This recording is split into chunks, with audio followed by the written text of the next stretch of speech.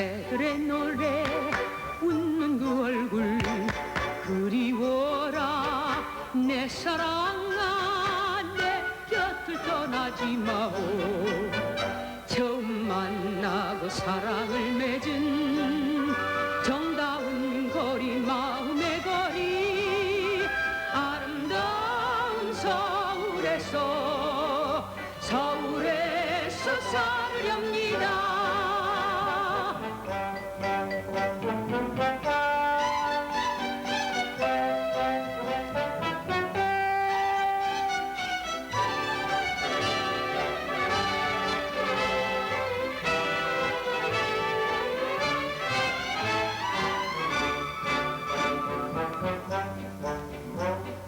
봄이 또 오고 여름이 가고 낙엽은 지고 눈보라쳐도 변함없는 내 사랑아 내 곁을 떠나지 마오 헤어져 멀리 있다 하여도 내 품에 돌아오라 그대여 아름다운 서울에서 살렵니다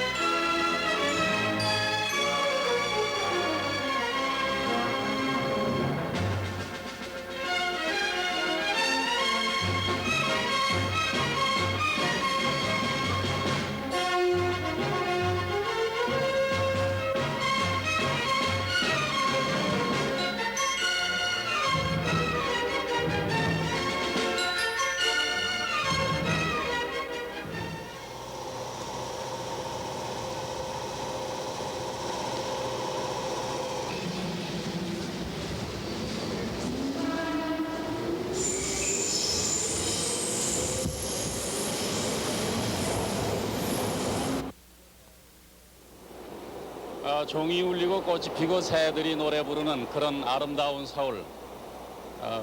지금 그런 서울이라는 느낌은 나지 않습니다. 857만 서울 시민이 하루 일과를 시작하는 아침 출근 시간이기 때문에 그런지도 모르겠습니다. 넓고 쾌적한 공간이 그리워지는 그런 느낌이 듭니다. 공식 통계로는 우리나라 인구가 3,812만 명입니다. 앞으로 20년 뒤인 2001년에 우리 인구는 5,050만에 이릅니다. 인구 밀도로 봐서 우리나라 인구 밀도 385명은 세계 제3위입니다. 방글라데시, 대만에 이어서 인구 밀도는 제3위에 이르고 있습니다. 서울의 밀도를 볼 적에 620평방킬로미터를 서울의 면적이라고 놓고 857만 명을 보면 14,000명입니다. 역시 서울도 밀집된 지역입니다. 우리 10살 먹은 아들들이 30살일 적에 우리나라 인구는 5,050만에 이릅니다. 무엇을 입고 무엇을 먹고 어떤 잠자리를 가져야 할지는 우리가 지금부터 준비하지 않으면 안 되는 과제라고 생각합니다. KBS 경제쇼, 오늘은 우리나라 인구 문제를 다루어 보겠습니다.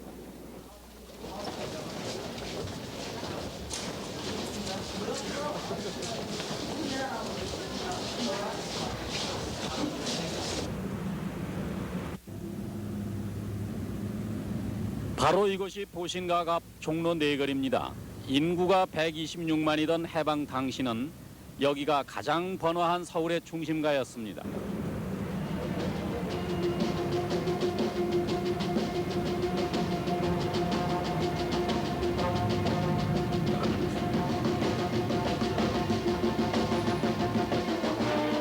지금 인구 857만 서울의 중심은 이미 이곳이 아닌 것 같습니다.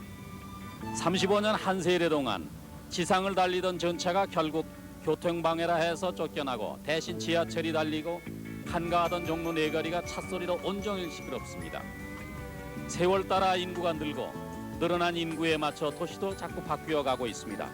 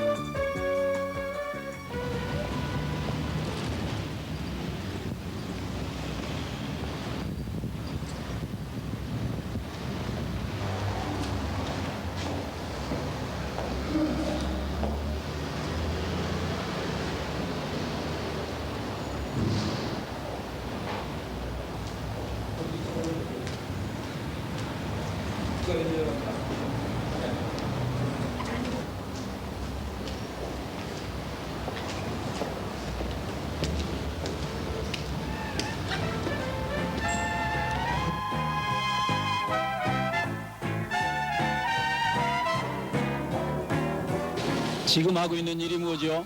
네, 지금 인구 센서스인데요. 지금 작년에 조사한 그 결과를 지금 컴퓨터로요. 세목별로 지금 분류해서 지금 집계되고 있어요. 여기서 우리나라 인구 집계를 제일 먼저 알 수 있겠군요. 네, 그런 셈이에요. 그 인구가 어떻게 늘고 있다고 생각됩니까? 그러니까 뭐 아주 굉장히 많이 늘고 있죠. 그러니까 거의 기하급수적으로 늘고 있어요. 아, 많이 늘는데 그렇다면 본인으로선 무슨 생각이 없어요? 결혼했습니까? 아니요, 아직 안 했어요. 그 결혼하면 자녀 그래서 여기서 이렇게 많은 인구 수를 대하다 보니까요. 그래서 결혼을 하더라도요. 더 이상은 저만이라도 좀 안 낳고 싶어요. 네.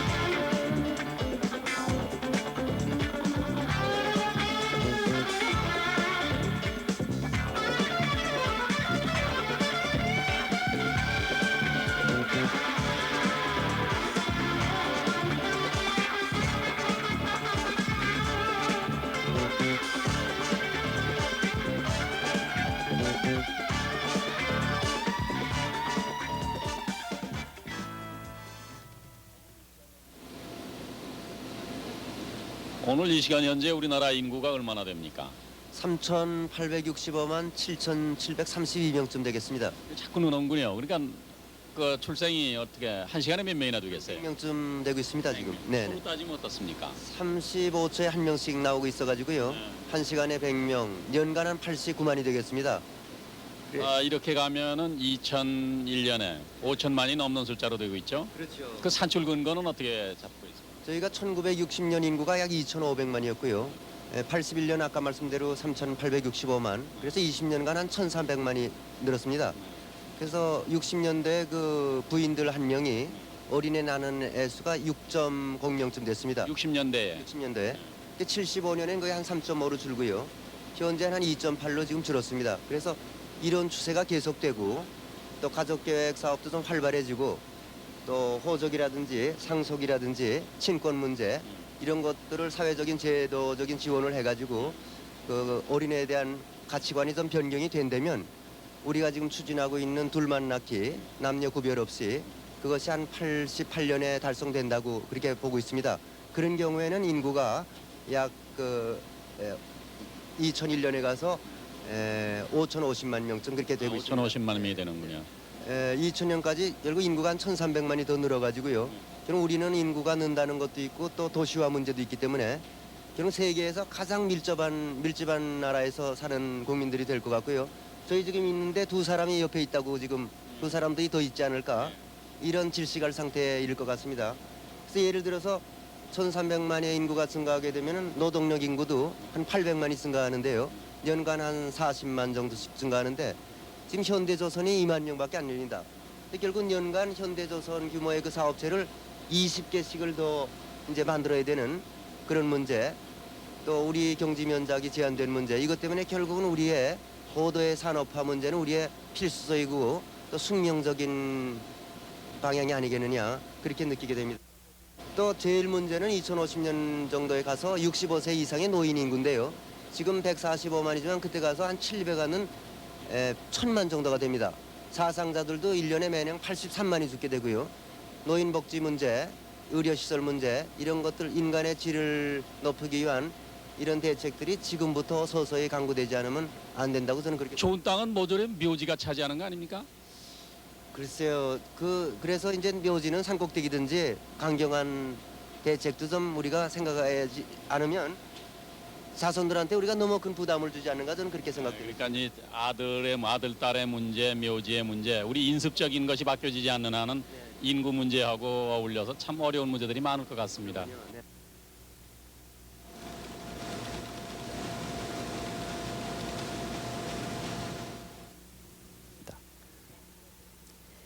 예, 21세기라 하더라도 뭐 2000년하고 2050년하고는 굉장한 차가 나겠지요. 그래서 제 생각에는 막 2050년, 21세기 중간쯤 되게 되면 막 우리들이 우주 식민도라는 걸 만들어 가지고 막 많이 나갈 것 같아요. 제가 이 그림을 하나 그렸는데 막 이렇게 보이죠, 이거. 지금 여기 우주 식민도인데 원통형으로 되어 있어요. 크기가 길이가 한 32km. 길이가 31km. 원통의 요 직경이 먼저 올라간 콜롬비아 같은 걸 타고 가고 예, 그걸 가져가서 이제 뭐 한 서너 단계를 거쳐야 됩니다. 단번에 만들 수는 없고. 그러면 이거 한 내부 면적이 서울 면적과 똑같습니다. 그 700만 명 정도 인구 수용할 수 있는데 막 이렇게 되게 되면 이런 거 100개만 만들게 되면 한 7억 명 정도 이주할 수 있고. 2050년이 우리도 예, 가능할까요? 2050년이면 아마 될 겁니다. 네. 지금은 꿈과 같지만 아마 되리라 생각이 돼요. 그리고 또 이 21세기가 되면 뭐 여러 가지 그 기계가 발달해서 가령 여기 텔레비전이 이렇게 있는데 텔레비전이 굉장히 발달해서 가령 고해상 지금 저 텔레비전인 것은 1초 동안에 자 이 망면이 저 525번 525번에 주사를 하잖아요. 그걸 한 2,000개 정도로 4배로 늘리게 되면 굉장히 선명한 것이 나와가지고 그걸 갖다가 이제 커다란 스크린에다 비치죠. 그 스크린의 크기가 높이가 2m, 폭이 3m가 된다든가 그런 걸 만들 우리 수 있어요. 영화관에 있는 그죠? 스크린 그 같은 정도를 만들 수 있죠. 텔레비전이. 예, 네. 그래도 똑똑히 보이고 더군다나 이 브라운 튜브를 쓸 필요가 없이 그냥 이 뭐랄까 이 발광 다이오드라는 걸 쓰게 되면 얇게 할 수가 있습니다. 이 스크린과 같이 그렇게 되고 그다음에 이 뭐 텔레비전 같은 것도 직접 위성에서부터 직접 들리기 때문에 미국의 CBS라든가 NBC라든가 NBS인가요? 또 이 영국의 BBC라든가 뭐 일본의 NHK 같은 걸 갖다가 직접 들을 수도 있게 되겠고 또 이 홈팩스라는 것이 생겨서 결국 이 전자우편 제도가 생겨서 그러니까 이런 것을 갖다가 기계에다 쏙 넣게 되면 뉴욕이건 파리건 한 90초 내지 1분 정도 내로 편지가 가고 지금 편지라는 것은 며칠 걸리잖아요. 뭐 그런 시대가 이제 오게 되겠죠.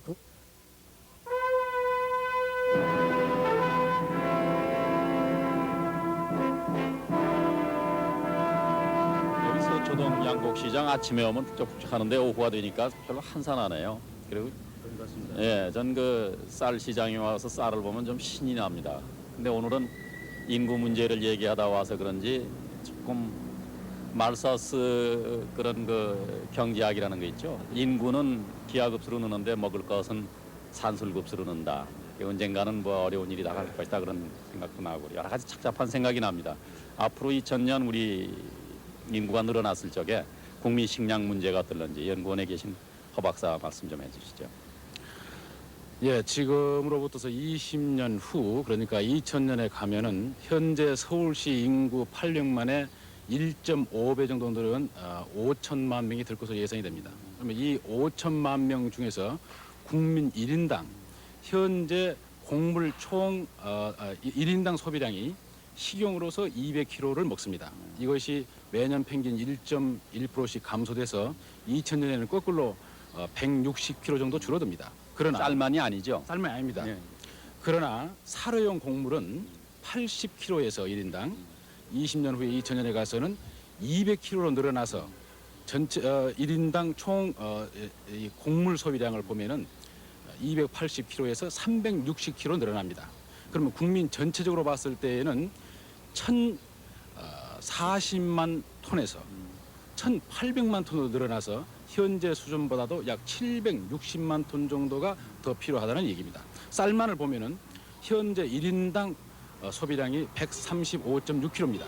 이것이 86년에 가서는 130kg, 2000년에 가서는 120kg로 떨어질 전망입니다.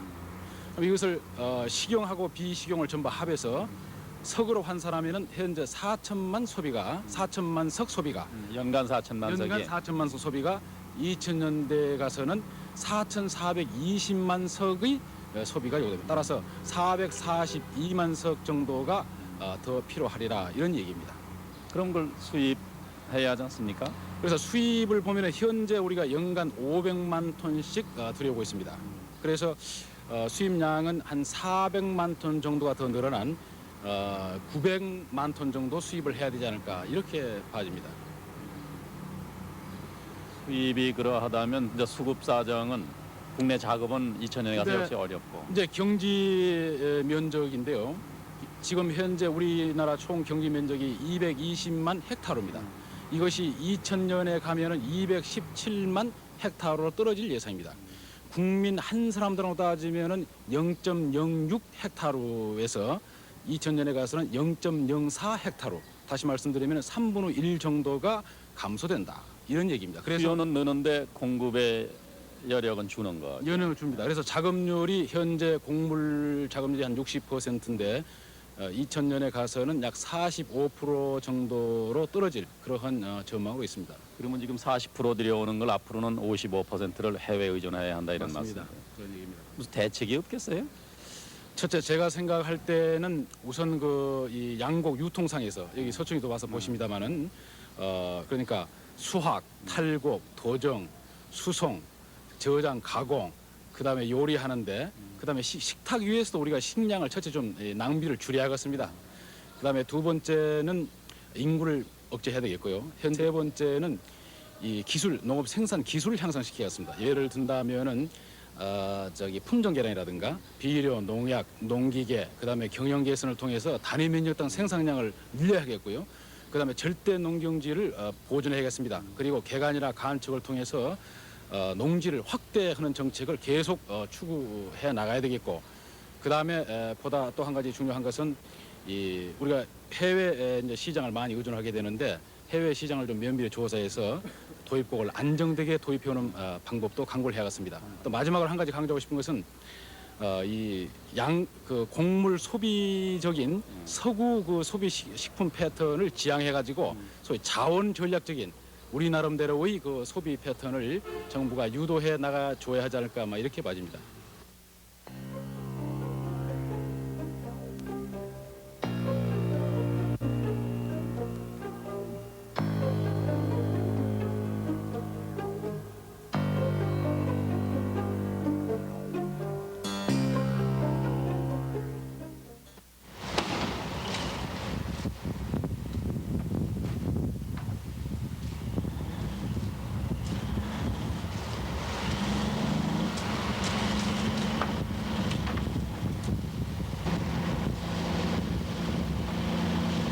그 앞으로 주택 부족을 없애기 위해서 매년 몇 채씩 지어야겠습니까? 네. 현재 전국적으로 주택 부족률은 약 31% 정도가 되어 있습니다. 그래서 향후 매년 약 35만 호씩 건설을 하게 되면은 2000년대에 가서 전국적으로 주택 확보율은 약 90% 선을 넘게 되겠습니다. 그래서 2000년대에 가서는 1가구 1주택의 꿈이 실현된다고 현재로서는 내다보고 있습니다. 그런데 앞으로 그 35만 채씩 지면은 앞으로 20년 동안에 700만 호가 되겠는데요. 700만 호를 질 땅이 있습니까? 현재 땅은 주로 구릉지를 개발한다든지 또는 여건이 나쁜 임야를 평지와 같이 깎아서 지어야 된다는 그러한 여러 가지 어려운 점이 많게 있습니다. 지금 여기도 보니까 이 산을 깎아가지고요. 바위산을 깎아가지고 지금 이렇게 평지를 만들었는데 이게 어려운 공사죠. 네, 실제로 땅을 깎는데 투입되는 비용이 전체 공사비의 약 15%를 차지하는 상당히 높은 그 비율의 공사비를 여기에 지금 투입을 하고 있습니다. 지금 우리가 짓고 있는 평수 12평이라든지 18평 이런 게 앞으로 괜찮을 것 같습니까? 역시 현 시점에서는 어쩔 수 없는 그런 현상이지만 앞으로는 소득 수준이 향상하고 또 생활 수준이 높아진다면은 현재 12평이 옆집에 있는 걸 한 사람이 병합을 해가지고 24평으로 만들어서 넓힌다든지 이와 같이 성장형의 주택이 앞으로는 대두가 될 것 같습니다. 21세기에 우리 주택이 그럼 작업을 하고 고급할 때 그 주택 문제도 상당히 기술적으로 그 자원 절약형이라든지 뭔데 그런 그 기술적인 개발 개선의 여지에 대해서 좀 말씀해 주세요. 현재도 주택 분야는 에너지 절약 문제에서 상당히 고심을 하고 있습니다. 즉 건물의 보온재, 단열재를 많이 넣는다든지 또는 경량벽체를 이용한다든지 근본적으로 주택 가격을 다운시키고 또 설비나 모든 보온 면에서 향상시킬 수 있는 구조를 많이 개발하고 있습니다. 지금 땅값은 말이죠. 정해진 땅이니까 어쩔 수 없다 그러지만은 짓는 자재값은 좀 떨어뜨리는 방안이 나오겠어요? 저희가 여러 가지 면에서 검토를 할 수 있습니다만은 우선 골재 같은 류에 대해서는 인공 경량 골재를 사용한다든지 또 재래식의 그 벽돌을 쌓는 그런 구조를 탈피해서 공장에서 칸 벽을 다 제작을 하고 현장에서는 조립만 한다든지 이러한 그 공업화된 주택 이것이 2000년대에는 거의 정착이 되지 않나 이렇게 생각이 됩니다.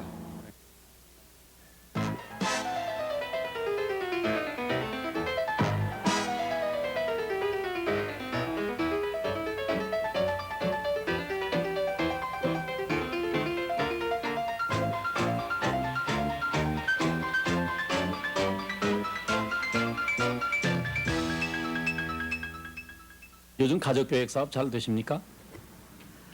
네, 가족계획 사업이 우리나라에서 시작된 지 20년이 되는데요, 금년이. 60년대 당시에 그 우리나라 가임 부부 중에서 가족계획을 실천하는 사람이 9%에 지나지 않았어요. 그러니까 100명 중에서 9명의 그 부부만이 가족계획을 실천한 것이죠. 그런데 그 지난 20년을 지나오는 동안에 많은 그 우리 협회에서 계몽도 하고 또 정부가 지원도 해주고 그래서 80년도 말 현재 55%가 가족계획 실천을 하고 있죠. 그러니까 100쌍의 부부 중에서 55쌍이 가족계획을 실천하고 있다는 얘기가 되겠죠. 그리고 그때 당시 우리나라 그 인구 규모가 2,500만 명, 1960년도에 그리고 인구 증가율이 연 3%가 증가를 했는데요. 20년이 지난 지금은 1.56%, 그러니까 3%에서 1.56%로 인구 증가를 낮추는데 가족계획 사업이 많은 기여를 했다고. 그러니까 3%씩 인구 증가하던 것을 1.56% 증가하는 수준으로 낮추는 동안 20년까지 20년이 걸린 거죠. 예.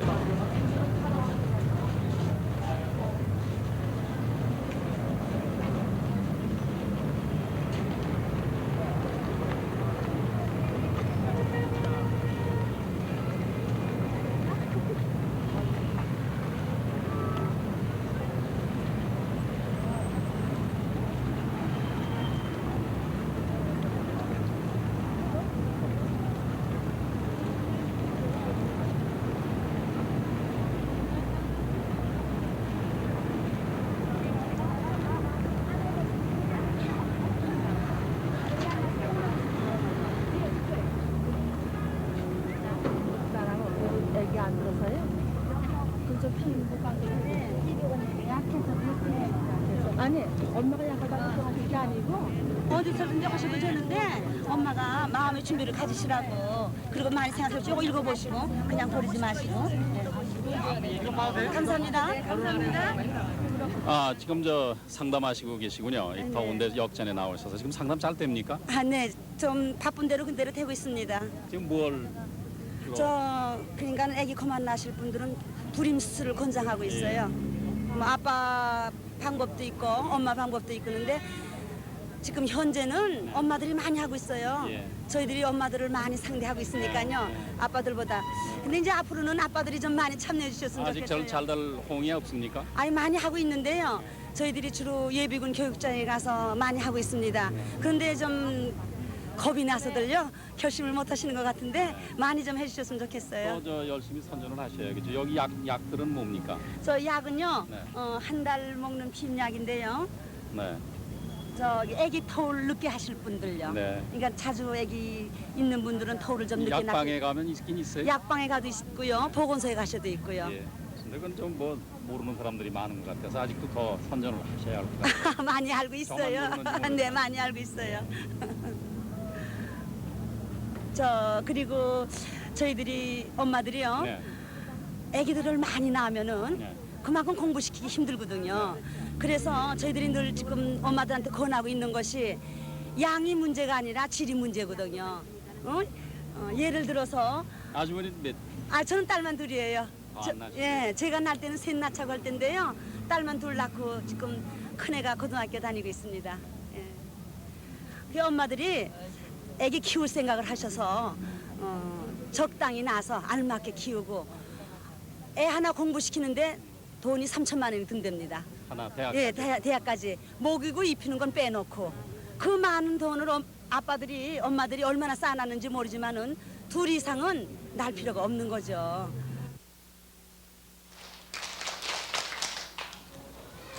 여기서 따따따따 내보내야죠. 다시 시작. 2000년에 가서 우리 인구가 5천만이 될 적에 이 교육을 생각하면 역시 과밀화가 걱정이 돼요. 그 신연구장께서는 어떻게 보십니까? 네, 과밀화의 문제는 이미 시작을 하고 있습니다. 현재 국민학교 교실이 약 10만 개가 있습니다만 약 3만 5천 개 정도가 이 과밀학급이라고 분류할 수가 있습니다.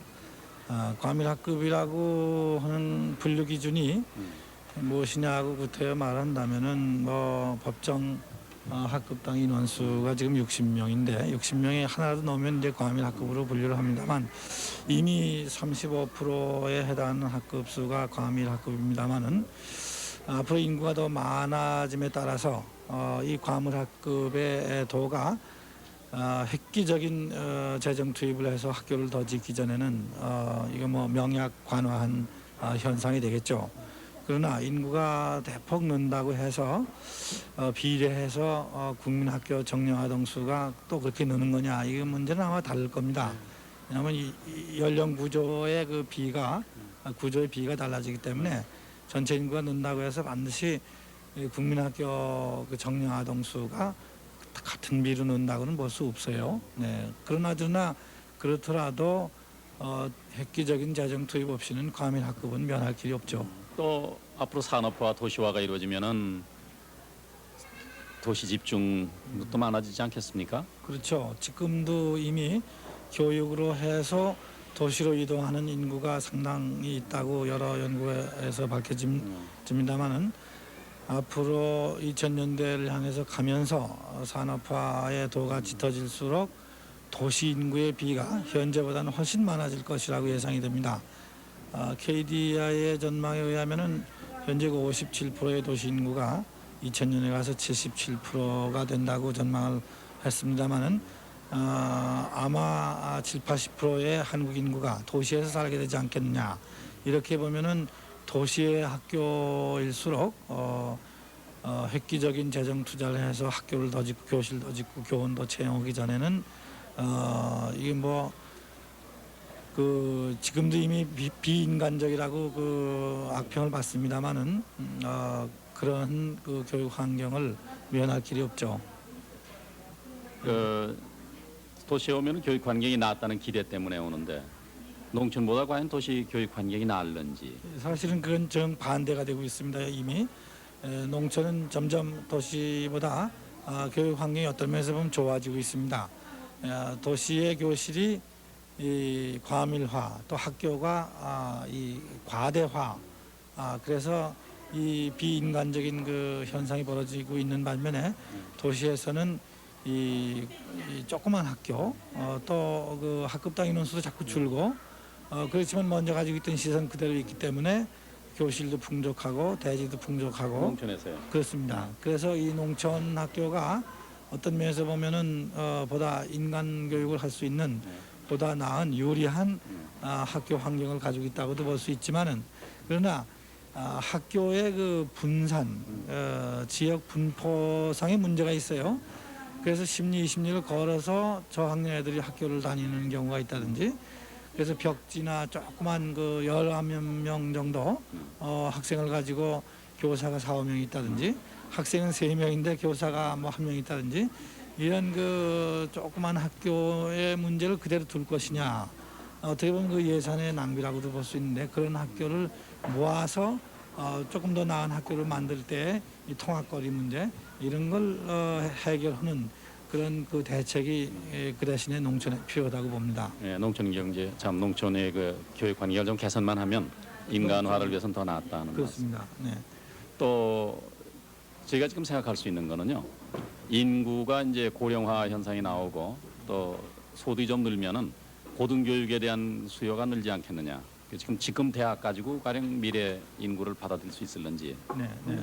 네, 그것도 이미 50년대 후반에 나타난 이 베이비 붐의 인구 파고가 대학으로 들어닥친 지가 벌써 몇 년 됐죠.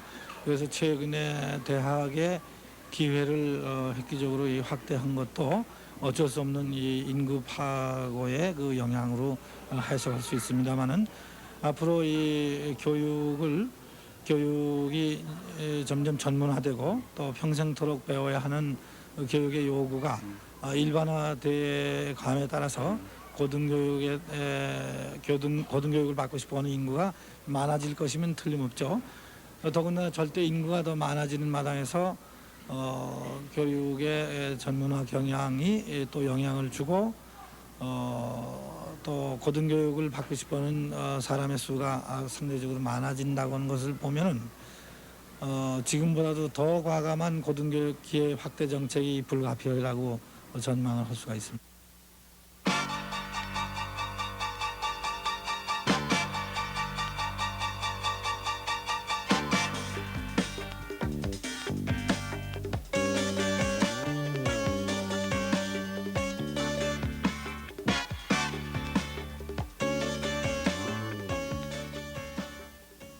조사통계국장 말씀 들어보면은 우리 인구가 2001년에 가서 5천만 되는 거는 숙명적이다. 피할 길이 없다 이런 얘기래요. 그래서 5천만의 인구를 가지고 우리가 살아나가려면 고용 측면의 문제가 되지 않겠는가. 그걸 김 박사 한번 말씀. 네, 그만한 인구가 고용 창출을 위한 하나의 압력이 된다고 하는 것은 틀림없는 일이겠죠. 그러나 이 단순한 그 5천만이다 하는 이것만 가지고 놀랜다고 하는 것은 좀 이제 문제가 있을 거고, 오히려 그 인구 증가율이 과거 20~30년 동안에 매년 증가해 오던 것과 앞으로 증가해 나갈 그 속도를 비교해서 보는 것이 오히려 낫겠죠. 그런데 저 인구 증가율이 좀 떨어진다고 보면요. 네. 이미 태어난 사람들이 나이를 먹는 거지. 새로 태어나 더 급격하게 아이들이 신생아가 많이 느는 건 아니란 말이에요. 그렇게 보면 노령화 오는 거 아니냐. 그렇죠. 그러니 거기서 두 가지 점을 볼 수 있는데요. 하나는 인구 그 자체가 오늘 당장 증가했다고 해서 고용 창출에 그 압력이 오늘 당장 오는 건 아니고 그것은 약 15년 혹은 20년 이후에 나타나는 일이겠죠. 그다음 또 노령화 현상으로 인해서 생각해둬야 할 그 국민 복지 문제라든가 이런 것도 따로 생각해야 되겠습니다. 그런데 취업 문제로 들어가서 본다면 그 압력은 아마 80년대 초 내지 중간까지는 역시 계속 그 노동 가능 인구의 그 계속적인 증가로 인해서 그 압력은 있을 겁니다. 그러나 아마 90년대 이후로 2000년대에 들어가서는 취업 기회를 창출한다고 하는 그 압력보다는 오히려 어떻게 해서 승력화함으로 인해서 국민의 복지를 향상시킬 수 있느냐 하는 데 대해서 오히려 관심을 두어야 할 그런 때가 오지 않을까 이렇게 생각합니다. 그러니까 여성 인력의 활용이라든지 기혼 부인들의 재취업이라든지 이런 게 가능해지고 그 사람들의 생산성이 높아지고 이렇게 해서 그 인구의 노동 그 활용도라 그럴까 능률을 좀 높이는 쪽. 예. 그러려면 교육 문제라든지 그 부수적인 또 여러 가지 생각해야 할 거 있지 않겠습니까? 그렇죠. 방금 그 여성 문제에 대해서 얘기 잘 하셨는데요. 그 여성의 취업 문제에 대해서는 과거하고 앞으로하고는 좀 성질이 다를 겁니다. 과거에는 현재까지만 하더라도 여성 노동력의 대부분이 미혼 여성이었습니다. 그러니까 그 사람들은 그 공장에서 일하는 아가씨들이었죠. 또 그 사람들은 결혼과 더불어 노동시장으로부터 탈퇴하는 것이 보통이었습니다. 하나 앞으로 80년대 90년대에 들어가서는 기혼 여성의 노동시장 진출이 많아질 것이다 하는 것이 우리가 쉽게 알 수 있는 사실입니다. 그러고 보면 아마 그러고 보면 거기에서 그 사람들을 방금 얘기하시다시피 어떻게 재훈련시켜가지고 취업할 수 있도록 하느냐 또는 타가 시설 같은 것도 어떻게 해야 할 거냐 이러한 여건이 동시에 조성이 돼야 하지 않나 이렇게 생각됩니다. 55살 정년 문제입니다. 그 제가 지금 앞으로 10년 뒤면은 우리 사회 일선에서 물러나라 하면은 저 같은 사람이 해당이 되는 겁니다. 그래서 아주 실감이 나는데 이 노인 인구 문제, 이 어떻게 그 고용 기회를 넓혀 가지고 노인 문제를 흡수해서 노인들로 하여금 일을 할 수 있게 하는가 저는 그것이 이 복지 정책하고도 바로 직결되는 문제라고 봅니다. 그렇습니다.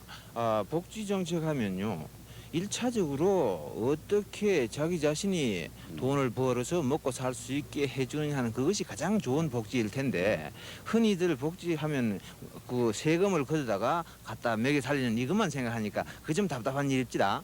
하니까 앞으로 그 노인 문제에 대해서는 방금 얘기하신 대로 그 취업 기회를 갖도록 해야 한다. 이 점에 강조해야 되겠죠. 한데 한 가지 여기다가 이제 좀 보태긴 해야 되겠습니다. 뭐냐 하면 현재 우리나라 인사 관리 체제가 이 노령 인구로 하여금 계속 취업을 가능하게 하지 못하는 요인이 많이 있습니다. 예를 들면 뭐냐 하면 연공 서열의 그러한 그 사고 방식.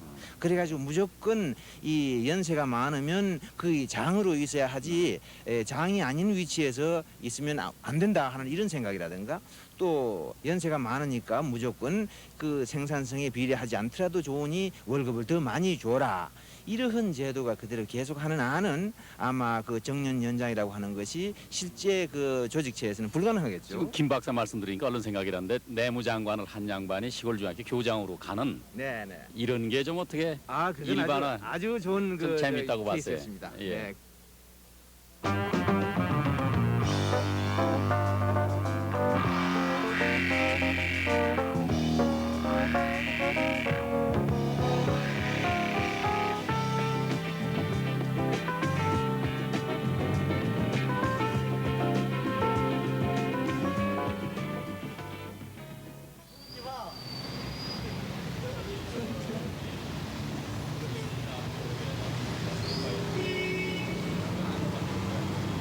(20년) 뒤에 인구 문제와 관련해서 그 가장 관심거리가 되고 있는 게 에너지라고 생각합니다. 에너지가 보통 30년 뒤에면은 바닥이 난다는 얘기들도 있고 하여간 상당히 궁금한 게 에너지인데 한번 말씀을 해주세요. 네, 그 앞으로 아마 그 저 석유 의존도는 상당히 감소될 것 같아요.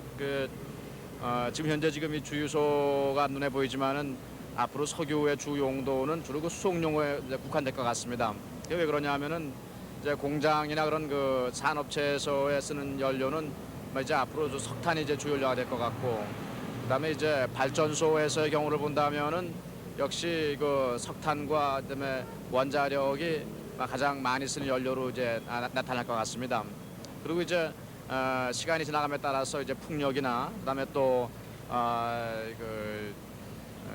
그 태양광 같은 대체 에너지도 이제 발전에 상당히 많이 이제 사용이 될 것 같습니다. 그밖에 이제 우리 그 가정이나 상업 부문 소위 그 이제 주거 부문에서의 에너지 사용 패턴도 석유가 상당히 줄어들 것 같아요. 그래서 앞으로는 이제 천연가스를 도입을 해가지고서 주거 부문과 이제 상업 부문에서도 난방용 연료로 많이 이제 쓰여질 것 같습니다. 이렇게 봤을 때 그 석유 의존도가 준다는 건 피할 수 없는 사실이고, 그다음에 또 석유 값이 다른 에너지 값에 비해서 상대적으로 많이 올라가기 때문에 다른 연료가 대체가 된다는 것은 당연한 얘기인 것 같습니다. 근데 이제 우리나라 같이 그 에너지의 그 부존 자원이 빈약한 곳에서는 석유를 다른 것으로 대체를 한다 손치더라도 에너지의 수입 의존도는 계속 늘어만 가고 있어요. 저기 그 일본 니카다에서 뭐 일본 석유가 개발됐다고 그러지 않습니까? 우리 칠광구에는 가망성이 없어요? 지금 현재 뭐 그 탐사 전문가들이나 또는 이제 지질 전문가들의 얘기를 들어보게 되면은 그 칠광구에서는 이제 석유가 나올 수 있는 모든 그 지질학적 조건을 다 갖추고 이제 있는 걸로 나타나 있습니다. 근데 문제는 과연 석유가 있을 것이냐 하는 것은 이제 정말 파봐야 이제 알 겁니다. 예를 들어서 미국의 이제 동부 지역의 여러 곳이 그 사우디아라비아의 유전지대하고 지질학적 조건이 상당히 유사한 데가 많습니다. 그렇지만은 그 실제로 석유가 나오는 것은 몇 군데 한정돼 지정되어 있습니다. 그래서 우리나라 경우도 참으면서 기다려보는 수밖에 없을 것 같습니다. 일본은 육지에서 나오는데요. 뭐 우리 육지에서는 가망성이 없어요? 포항에서 한번 그 성과가 이제 있은 적이 있었죠. 그 당시에는 이제 경제성 문제 때문에 이제 더 이상 거론이 안 돼 있었고, 현재로서도 국내 지질학계의 그 지배적인 견해는 비관적인 그 견해를 나타내고 있는 것 같습니다. 여기 지금 돈으로 환산해서요. 앞으로 20년 뒤에 석유 한 바렐이면 얼마나 갈 것 같습니까? 지금 바렐 30달러지 않습니까? 네, 그렇습니다. 네. 몇 배나 될 것 같습니까? 지금 돈으로 쳐서. 그 석유 가격을 예측한다는 것은 상당히 이건 그 참 위험한 겁니다. 일반적으로 이렇게 보시면 되겠어요. 뭔가면은 과거 이제까지 추세를 봤을 때 뭐 아랍 전쟁이나 또는 이제 그 이란에서의 사태 같은 걸 다 감안해서 보더라도 대개 이제 올라간 추세를 보면은 석유의 가격은 그 이제 외국의 그 인플레 레이트에다가 약 한 2 내지 3% 정도의 프리미엄이 붙었습니다.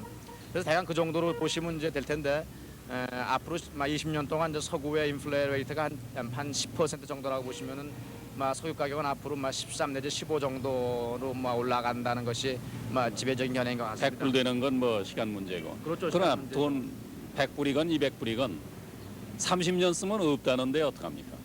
그렇기 때문에 자꾸만 지금 이제 석유 이외의 그 다른 에너지를 이제 개발하려고 이제 그러고 이제 있는 게 아니겠습니까?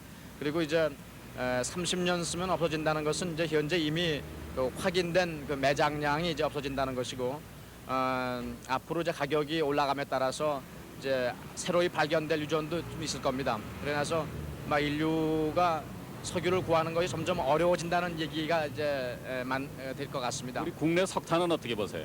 국내 석탄도 상당히 좀 어려운 이제 그 위치에 이제 있죠. 그래서 수입하고 있지 않습니까? 현재 수입하고 있습니다. 그다음에 이제 앞으로 10년 동안 그 국내 외국 석탄의 수입은 이제 계속 증가할 겁니다. 그래서 우선 그 국내탄의 그 적극적인 개발이 우선 필요할 것이고, 그다음에 수입탄을 적극 활용할 수 있게끔 국내에서의 모든 그 필요한 투자가 선행되어야 할 것입니다.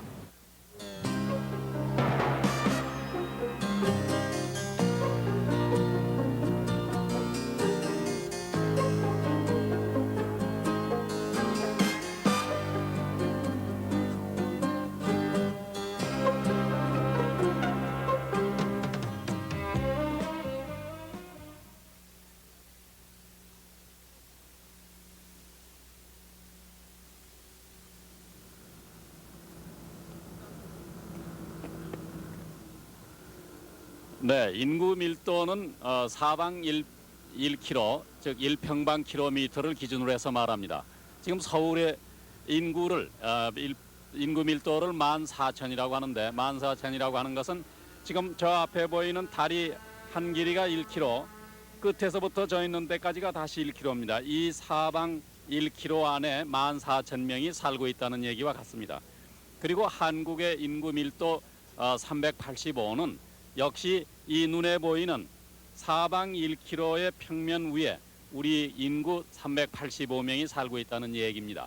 그러나 지금 보이는 이 평면은 평지입니다만은 우리 국토의 70%가량이 산악이기 때문에 인구는 사실상 이 면적 위에 385명이 흩어져 있는 것이 아니라 어느 일부에 몰려 있다고 보는 것이 정확한 이해입니다. 상대적으로 비교하는 가장 간단한 척도의 하나가 인구 밀도라는 개념인데 우리나라의 경우 현재 80년 현재 우리나라의 인구 밀도는 평방킬로미터당 378명입니다. 그에 대해서 중공이 한 90명 좀 넘고요. 미국이 한 23, 4명 정도, 소련이 한 12명 정도 이렇게 되어 있습니다. 다시 말하면 마찬가지 넓이의 땅에 우리나라는 엄청나게 많은 사람이 살고 있다 하는 면에서 과연 이렇게 많은 사람을 부양할 수 있느냐 하는 면에서 경제적으로 문제가 일단 이론상 있다라고 말할 수 있겠습니다. 60년대 초에 우리나라 인구 구조, 연령 구조는 소위 이른바 피라미드형으로서 어느 면에서 낭비적인 인구 구조형이죠. 그 낭비적이다 하면 많이 낳는 대신에 역시 많이 죽고 하니까 우선 낭비가 심하다 하는 이야기가 되겠고, 또 형상으로 봐서는 좀 얄팍한 형이다라고 우리가 이야기를 할 수 있겠습니다. 우리나라 인구는 2000년이 갈 때까지 연소 인구는 줄어지고 그 대신 생산 활동을 하고 우리 사회를 발전시킬 수 있는 인력층은 커지고 투자에 대해서 회수가 안 되는 노년 인구층의 구성비는 아직도 적은 대로 남아 있다 하는 면에서 그러한 면에서 구조상 우리나라 인구는 앞으로 2000년 될 때까지 매우 경제적이고 매우 생산적인 인구 구조가 될 것이다라는 말을 할 수 있겠습니다.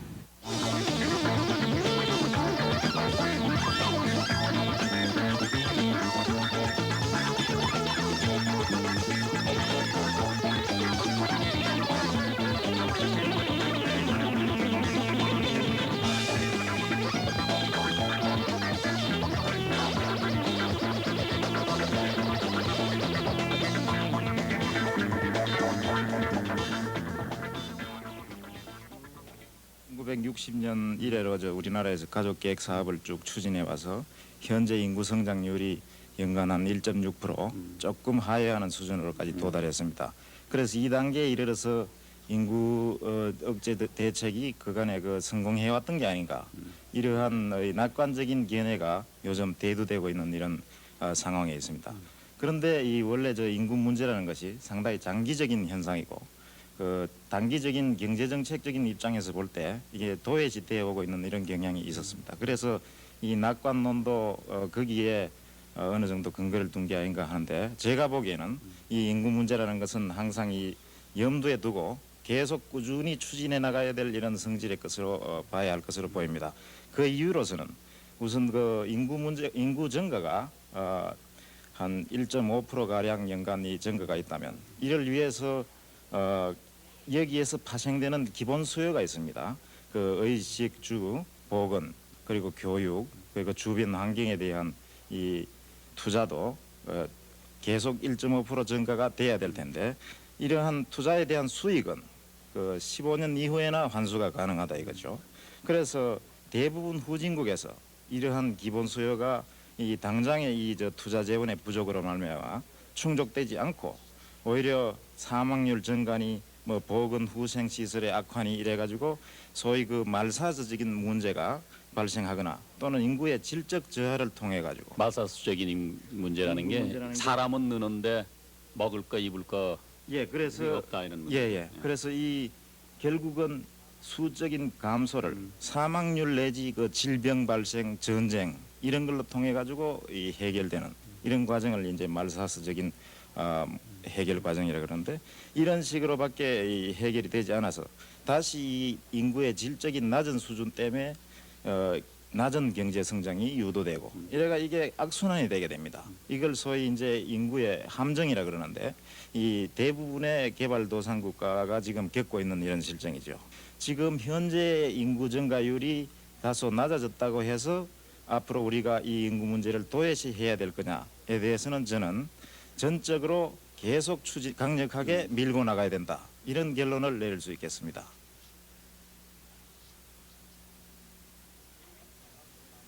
(20년) 앞으로 남은 21세기 어떻게 맞을 것인가? 인구 문제를 풀려 했습니다마는 명확한 대답이 나오질 않습니다.